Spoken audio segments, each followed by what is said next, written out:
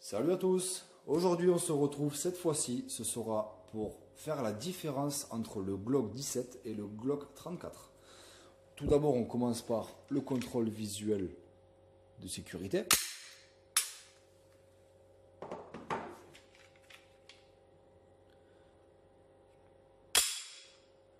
Très important.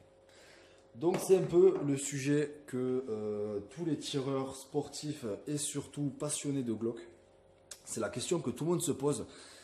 Quelle est la réelle différence entre le Glock 34 et le Glock 17? Quoi choisir? Est-ce qu'il y a une différence de tir par rapport aux deux? Est-ce qu'il y a un choix à faire selon le tir qu'on fait? Je réponds oui à toutes ces questions. Tout d'abord, donc là nous avons un Glock 34 Gen 4 et nous avons un Glock 17 Gen 3. La génération ne change rien sur la différence des deux armes. Tout d'abord, on va commencer le Glock 34. Comme tout le monde sait, il est un petit peu plus long de 2 cm. Une différence pas énorme, mais ça se voit quand même à l'œil et à la manipulation.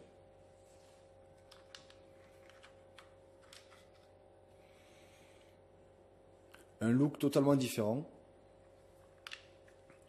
Après, ce n'est qu'une question de goût, qu'une question de choix. Donc là, nous n'avons pas le même look puisque c'est des générations différentes. Donc, vous avez remarqué que sur le 34, la carcasse est ajourée pour un refroidissement plus rapide.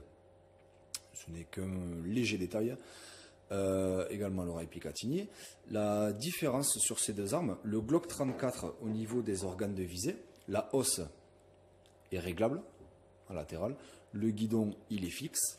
En revanche, sur le 17, la hausse et le guidon, les deux sont fixes.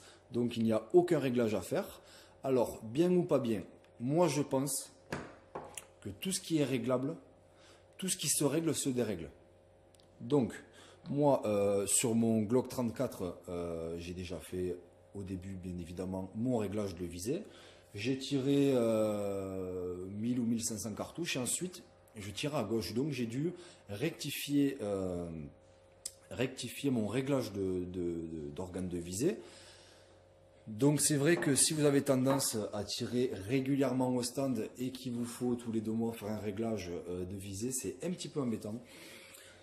Alors que sur un 17, que ce soit en génération 1, 2, 3, 4, peu importe, la hausse est fixe. Donc vous allez avoir aucun réglage à faire. Directement la visée en main. Donc c'est quand même agréable de ne pas avoir régulièrement ou plusieurs fois dans l'année, de ne pas avoir à re-régler ses organes de visée. C'est la seule petite différence. Donc, je l'ai dit, le Glock 34 un petit peu plus long de 2 cm, plus lourd de 100 grammes.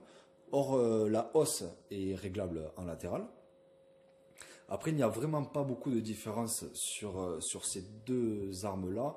Je dirais plutôt, dans tous les cas, les deux modèles sont faits pour du tir de combat. Donc, bien évidemment, interdit en stand, déplacement, etc. Donc, plutôt pour du stage, etc. Ne vous inquiétez pas, si vous avez un doute sur ça, beaucoup critiquent les Glock. Vous avez beau faire des cartons à 25, 50, voire faire des tests à 100 mètres, vous allez quand même atteindre votre cible. Moi, je tire principalement à courte distance, mais j'ai fait des tests, exemple bouteille d'eau de 50 centilitres à 50 mètres. En 3 cartouches, j'ai atteint ma cible et je veux dire aucun problème de précision. Et c'était du rechargement maison, donc il n'y a aucun problème de précision sur les Glock. Beaucoup critiquent, mais peut-être beaucoup critiquent sans les avoir essayés. Après, ce n'est qu'une question de goût, qu'une question de choix. Donc celui-ci, je le favoriserai sur du tir sur cible, principalement 25 mètres, puisque vous avez un canon un peu plus long, ce qui vous donne une meilleure précision. Et je partirai plutôt sur le Glock 17 pour du maniement, du tir rapide, etc. Et surtout du stage un petit peu plus court, très maniable, léger, puisque nous avons un poids de 640 grammes à peu près. Donc voilà, c'est vraiment un choix difficile à faire. Mais en dehors de ça, ce n'est qu'une question de look. Vous allez avoir quand même la bonne sensation sur ces deux armes. Donc ne pas hésiter. Et puis pour le prix, vous allez avoir un Glock 17 dans les 600 et quelques euros, 630, 650 euros, et un Glock 34 dans les 780 à 830 euros, je dirais. Donc le plus important, moi, le premier que j'ai acheté, c'était le Glock 34. J'ai hésité entre les deux. J'en suis très content. Maintenant, je vais passer sur un Génération 4 pour du stage, etc. Je ne regrette pas de l'avoir acheté et essayé. Comme ça, j'ai fait mon expérience personnelle.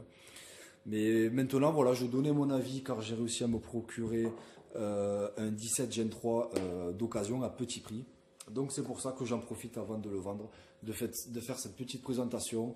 C'est toujours intéressant et il n'y a pas assez de vidéos faites par des Français pour expliquer la totalité des armes, etc. Donc c'est pour ça que j'apporte ma petite touche personnelle. Voilà pour cette petite présentation. Niveau mécanisme, je ne l'ai pas dit, ça ne change rien, que ce soit l'un ou l'autre, ça ne change rien du tout. Vous pouvez partir les yeux fermés, Glock, valeur sûre. Encore une fois, il suffit juste d'apprécier la marque. Merci d'avoir regardé cette petite vidéo et je vous dis à bientôt. Bon tir!